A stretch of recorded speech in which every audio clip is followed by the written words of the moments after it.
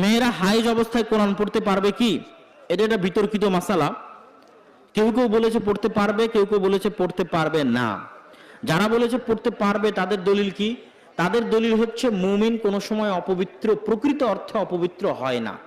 একমাত্র যারা মুশরিক কাফের তারা প্রকৃত অর্থে অপবিত্র। ইন্নাল মুমিনুনা লা ইয়ানজাস, মুমিনরা কোনো সময় মসজিদের জন্য এখানে দেন আমার হাত দিয়ে দিবে।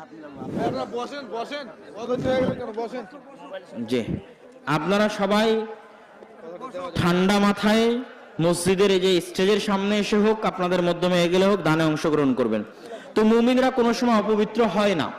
আর রাসূল সাল্লাল্লাহু আলাইহি ওয়াসাল্লাম আয়েশা রাদিয়াল্লাহু তাআলা আনহাকে বলেছেন যে তোমার হাতে অপবিত্রতা নেই, তুমি যে হায়েজ অবস্থায় আছো, এটা এই অপবিত্রতা তো তোমার হাতে লেগে নেই। এটা রাসূল সাল্লাল্লাহু আলাইহি ওয়াসাল্লাম আয়েশা রাদিয়াল্লাহু তাআলা আনহাকে বলেছেন। এশার সালাতের পরে বক্তব্য দেওয়া যাবে কি, এর সত্যতা জানতে চাই। এশার সালাতের পরে অপ্রয়োজনীয় কথা বলা নিষিদ্ধ, তবে প্রয়োজনীয় কথা হলে বলা যাবে। তার মধ্যে দিনের দাওয়াতি কাজ যদি প্রয়োজনীয় মনে করা হয় অবশ্যই বলা যাবে। শ্বশুরকে বাবা বলে ডাকা যাবে কি?